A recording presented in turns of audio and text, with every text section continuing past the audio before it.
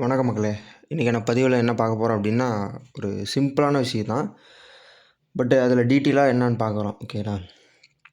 ஸ்பீக்கரில் அதாவது வந்து நம்ம ஊஃபராக இருக்கட்டும், இல்லை ஃபுல் ரேஞ்சு, மிட் ரேஞ்சு எதாக இருந்தாலும் சரி.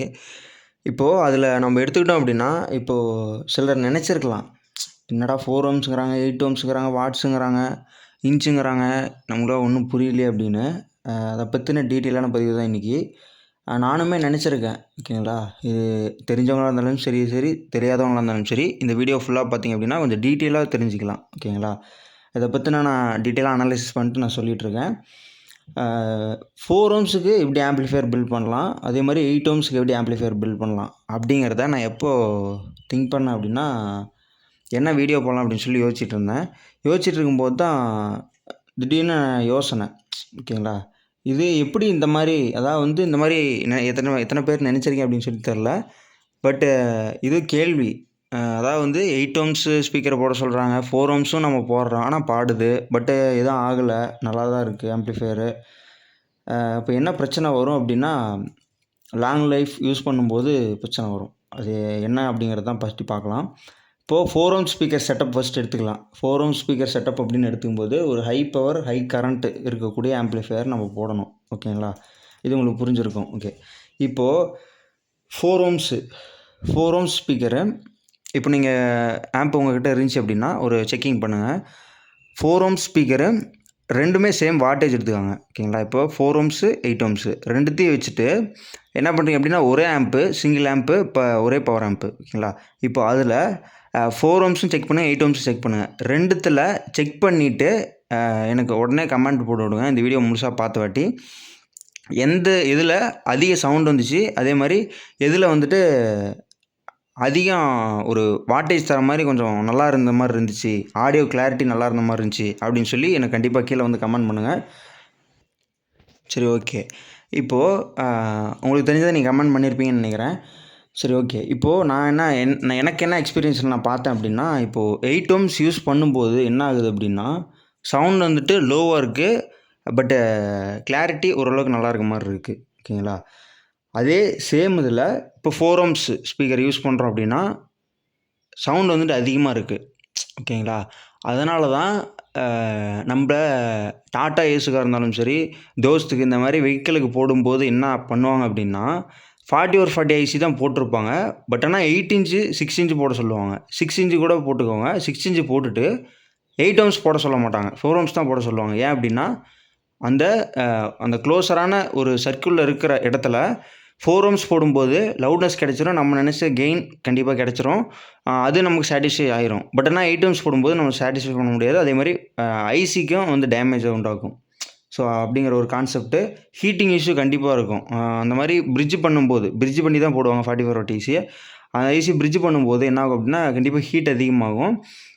ஸோ அதனாலே இஷ்யூஸ் வரதுக்கான வாய்ப்பு இருக்குது. நம்ம அதுக்கு போட்டுட்டு 4 ஓம்ஸ் யூஸ் பண்ணும்போது கண்டிப்பாக டேமேஜ் ஆகிரும். அதுக்கான வாய்ப்புகள் நிறையா இருக்குது.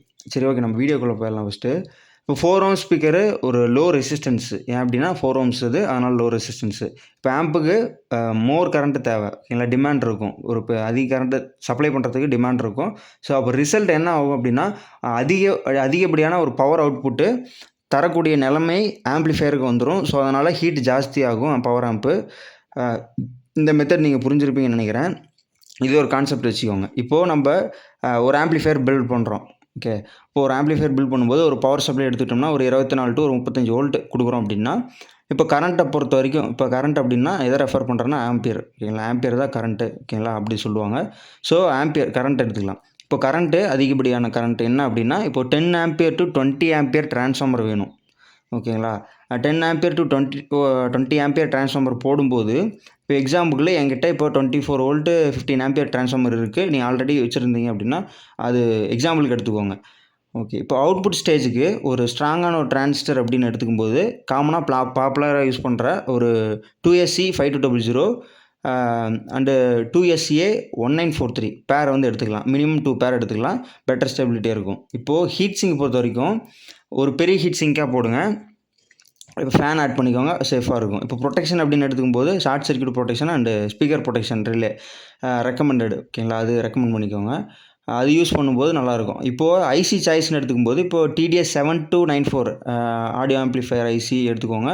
இல்லைனா நான் ஏற்கனவே சொல்லியிருக்கேன் 500 சொல்லியிருக்கேன், அது கூட எடுத்துக்கோங்க. இப்போது அது போடும்போது நான் இப்போ சொல்லியிருக்கிறது எதுக்கு போட்டிருக்கேன் அப்படின்னா 4 ohmஸுக்கு எக்ஸாம்பிளுக்கு நான் இப்போ சொல்லியிருக்கேன். பேரலல் மோடில் யூஸ் பண்ணும்போது அதிக கரண்ட்டை இப்போ 8 ohms வச்சுருக்கோம்னா பேரலல் பண்ணிட்டு 4 ohmஸுக்கு யூஸ் பண்ணுங்க. யூஸ் பண்ணும்போது 7294 ஐசியாக இருக்கட்டும், இல்லை 5200 1943 காம்போ அந்த டிரான்சிஸ்டராக இருக்கட்டும், இது ரெண்டுமே எக்ஸாம்பிளுக்கு நான் சொல்லியிருக்கேன். இப்போ 4 ohmஸுக்கு போடுறோம் அப்படின்னா 10 to 20 ஆம்பியர் டிரான்ஸ்ஃபார்மர் வேணும் அப்படின்னு சொல்லி அதாவது வந்து கஸ்டமைஸ்டாக நம்ம பண்ணும்போது இந்த கான்செப்டில் பண்ணோம் அப்படின்னா சேஃப் ஜோனு. ஓகேங்களா? சரி, ஓகே. இப்போது 8 ohms எடுத்துக்கலாம். 8 ohms ஸ்பீக்கர் செட்டப் அப்படின்னு எடுக்கும்போது அது ஸ்டேபிள் கரண்ட் இருக்கும், அதே மாதிரி லெஸ் ஹீட் ஆகும். ஓகேங்களா? இது ஒரு கான்செப்ட். இப்போது 8 ohms வந்து ஹையர் ரெசிஸ்டன்ஸுங்கும் போது ஆம்ப்ளிஃபையருக்கு கம்மியான கரண்ட்டை தான் எடுத்துக்க முடியும், கம்மியான கரண்ட்டை தான் எடுக்கும். அப்போ ரிசல்ட் என்ன இருக்குன்னா ஒரு ஸ்ட்ரெஸ்லெஸ்ஸாக இருக்கும். ஓகேங்களா? இப்போ ஒரு ஸ்ட்ரெஸ்ஸு கம்மியாக இருக்கும், ஸ்டேபிளான ஒரு பர்ஃபார்மன்ஸ் வந்துட்டு கிடைக்கும் 8 ohms யூஸ் பண்ணும்போது. ஓகேங்களா? சரி, ஓகே. இப்போது நான் 4 ohms சொன்னேன் இல்லையா பார்த்தீங்களா? அதே மாதிரி இப்போ 8 ohmஸுக்கு சொல்கிறேன். 8 ohmஸுங்கும்போது இப்போ power supply 24 volt to 35 volt, 24 to 35 volt twelve supply. ஓகேங்களா? இப்போது 4 ohmஸ்க்கு என்ன சொன்னேன் அப்படின்னா 10 to 20 ஆம்பியர் நான் சொன்னேன். ஓகேங்களா? இப்போது 8 ohmஸுங்கும்போது கரண்ட் எவ்வளோ எடுக்கும் அப்படின்னா 5 ஆம்பியர் to 8 ஆம்பியர்.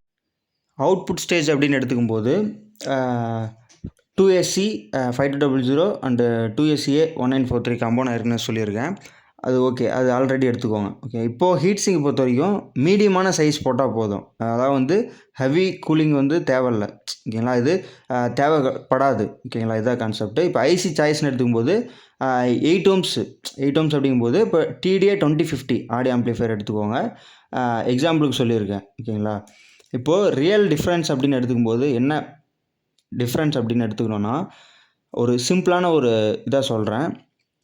இப்போது பவர் அவுட்புட்டை பொறுத்த வரைக்கும் 4 ohmஸுக்கு ஹை பவர் அவுட்புட் தரும், அதேமாதிரி 8 ohmஸுக்கு மீடியமானதாக தரும். இப்போ கரண்ட் அப்படின்னு எடுத்துக்கும்போது ஒரு ஹையாக வந்து கரண்ட்டை ப்ரொடியூஸ் பண்ணும். எந்த ஆம்பு 4 ohms யூஸ் பண்ணுறக்கூடிய ஆம்ப்ளிஃபையர் ஹை கரண்ட் ப்ரொடியூஸ் பண்ணும், 8 ohmஸுக்கு லோ தான் பண்ணும். இப்போ ஹீட் அப்படின்னு எடுக்கும்போது 4 ohmஸுக்கு சொல்ல தேவையில்ல, அதிகப்படியான ஹீட் ஆகும், 8 ohmஸுக்கு கம்மியாக தான் ஹீட் ஆகும். இப்போது காஸ்ட் வைஸ் பார்த்துட்டோம் அப்படின்னா 4 ohms அப்படிங்கும்போது ஹையராக வந்து காஸ்ட் வரும். ஏன் அப்படிங்கிறத நீங்கள் கமெண்ட் பண்ணிங்க அப்படின்னா நான் தனியாக டீட்டெயிலாக ஒரு வீடியோ போடுறேன். 8 ohms அப்படிங்கும்போது ஒரு கம்மியாக, ஓகேங்களா? இப்போ லோ பட்ஜெட்டில் நம்மளால் பண்ண முடியும் 8 ohms அப்படிங்கும்போது. இப்போ ஸ்டெபிலிட்டி அப்படிங்கும்போது 4 ohms மீடியமாக இருக்கும், 8 ohms இது ஹையாக இருக்கும். ஓகேங்களா? ஸ்டெபிலிட்டி வந்து ஹையாக இருக்கும். ஸோ இப்போது 4 ohms கனெக்ட் பண்ணோம் அப்படின்னா டபுள் கரண்ட் வந்து ட்ராப் பண்ணும். ஓகேங்களா? ஆம்ப்ளிஃபையர் வீக்குனா டிரான்சிஸ்டர் பென் ஆக வாய்ப்பு இருக்குது. ஸோ அந்த மாதிரி கான்செப்ட். இப்போது ஹெவியாக ஆம்ப்ளிஃபையர் யூஸ் பண்ணுறோம் அப்படின்னா 4 ohms யூஸ் பண்ணுங்கள். நார்மலாக ஆம்ப்ளிஃபையர் யூஸ் பண்ணுறோம் அப்படின்னா 8 ohms தான் வந்து சேஃபு. ஓகேங்களா? இப்போ என்னுடைய கான்செப்ட் அப்படின்னு எடுத்துக்கும்போது இப்போது 5 சேனலுக்கு அதாவது வந்து ஒரு 50 வாட்டில் இருக்க ஒரு 5 சேனல், ஓகேங்களா? 5 சேனலுக்கு 5 ஸ்பீக்கர் நம்ம எடுத்துக்கிறோம். இப்போது 200 watts சப்வூஃபர் மினிமம். அப்போது சேனலுக்கு 8 ohms ஸ்பீக்கர் யூஸ் பண்ணிக்கோங்க, சப்வூஃபருக்கு 4 ohms யூஸ் பண்ணிக்கோங்க செப்பரேட்டாக. ஓகேங்களா? அப்படி யூஸ் பண்ணும்போது நல்லாயிருக்கும். ஆடியோ ரிசல்ட்டாக இருந்தாலும் சரி, அந்த கிளாரிட்டியாக இருந்தாலும் சரி நல்லாயிருக்கும். ஓகேங்களா? இப்போது என்கிட்ட இப்போது 5 ஸ்பீக்கர் இருக்குது. ஓகேங்களா? இப்போது இது ஒய்பியோடைய ஸ்பீக்கரு, ஒய்பியோடையது 4 ohms 20 watts. ஓகேங்களா? இப்போது இது 10 inch woofer. 10 inch ஊஃபருங்கும்போது 8 ohms 100 watts. இது வந்து பார்த்திங்க அப்படின்னா பிலிப்ஸோட. நன்றி மகளே, தொடர்ந்து வீடியோ பார்த்ததுக்கு ரொம்ப நன்றி. அதே மாதிரி ஸ்கிப் பண்ணாமல் பார்த்துருப்பீங்க அப்படின்னு சொல்லி நம்புகிறேன். அதேமாதிரி நம்ம வீட்டில் கஸ்டமைஸ்டாக 5.1 2.1 7.1 ஆம்ப்ளிஃபையர் பண்ணிகிட்ருக்கோம். ஃபஸ்ட் டைம் வீடியோ பார்க்குறீங்க அப்படின்னா கண்டிப்பாக சப்ஸ்கிரைப் பண்ணிக்கோங்க. அதே மாதிரி லைக் பண்ணுங்கள், ஷேர் பண்ணுங்கள், கமெண்ட் பண்ணுங்கள். கண்டிப்பாக ஸ்கிப் பண்ணாமல் பார்த்துருந்தீங்க அப்படின்னா கண்டிப்பாக உங்களுக்கு யூஸ்ஃபுல்லாக இருக்கும் அப்படின்னு சொல்லி நான் நம்புகிறேன். ஏன் அப்படின்னா நான் ஒரு டீட்டெயிலான பதிவு நான் இன்றைக்கி போட்டிருக்கேன் அப்படின்னு சொல்லி எனக்கு சாட்டிஸ்ஃபை இருக்குது. ஸோ அதனால் நான் சொல்கிறேன்.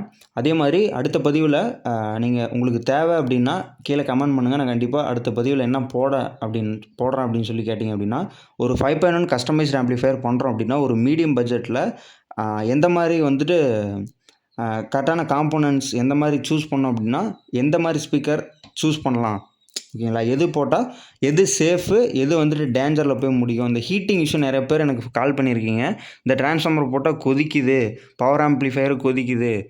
ஓகேங்களா? ஸோ அந்த மாதிரிலாம் நிறைய பேர் சொல்லியிருக்கீங்க. ஸோ அதுக்கான ஒரு சொல்யூஷனாக நாளைக்கான வரும் வீடியோவில் கண்டிப்பாக கீழே கமெண்ட் பண்ணுங்கள். நான் கண்டிப்பாக வீடியோ போட ட்ரை பண்ணுறேன். அதே மாதிரி ஒரு ஒரு ஐடியா பண்ணியிருக்கேன். என்ன அப்படின்னா, ஒரு 2.1 ஃபர்ஸ்ட் ஆஃப் ஆல் ஒரு 2.1ல் ஹெவி ஆம்ப்ளிஃபையர் ஒரு ஒரு 3 to 4 மாடல் வந்து பார்த்தோம் அப்படின்னா ரெடி பண்ணலான்னு இருக்கேன்.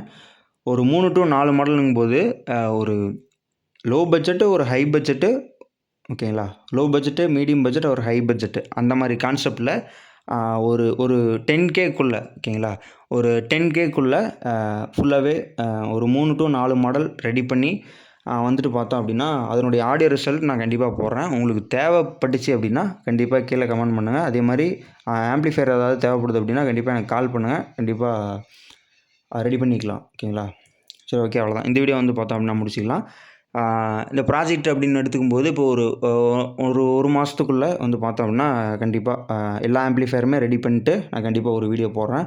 ஒரு 3 to 4 ஆம்ப்ளிஃபையர் வந்து பார்த்தோம் அப்படின்னா 2.1ல் லோ, மீடியம், ஹெவி, ஓகேங்களா? இந்த கான்செப்டில் கண்டிப்பாக ரெடி பண்ண போகிறோம்.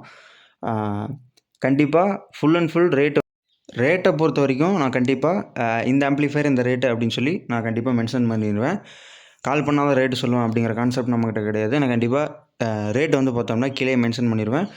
அதே மாதிரி ஃபுல் அண்ட் ஃபுல் குவாலிட்டியான பொருள் போட்டு பண்ணுறனால கண்டிப்பாக ரேட்டு அதிகமாக தான் வரும். நீங்கள் லோ பட்ஜெட் ஆம்ப்ளிஃபையர்னு எடுத்துக்கிட்டால் கூட அதிகமாக தான் வரும். ஓகேங்களா? அதையும் நான் சொல்லிடுறேன். ரேட்டு கம்மியாக கொடுத்துட்டு அடிக்கடி கம்ப்ளைண்ட்டுக்கு கால் அடிச்சுக்கிட்டு இந்த மாதிரி பண்ணால் அது நல்லா இருக்காது. ஸோ அதனால் ஒரு குவாலிட்டியான பொருள் போட்டு ரெடி பண்ணிவிட்டு அதை நம்ம சேல்ஸ் பண்ணும்போது நம்மளால் தைரியமாக வந்து பார்த்தோம் அப்படின்னா கேரண்டியாக வந்து பார்த்தோம் அப்படின்னா ஒரு சாட்டிஸ்ஃபிகேஷன் கிடைக்கும். இந்த கான்செப்டில் தான் நான் வந்து பார்த்தோம் அப்படின்னா வேலை செய்கிறது. ஸோ உங்களுக்கு பிடிச்சிருச்சு அப்படின்னா கண்டிப்பாக லைக் பண்ணுங்கள், ஷேர் பண்ணுங்கள், கமெண்ட் பண்ணுங்கள். நான் உங்கள் தனுஸ்ரீ. அடியோஸ். அதே மாதிரி சப்ஸ்கிரைப் பண்ணாமல் பண்ணிக்கோங்க.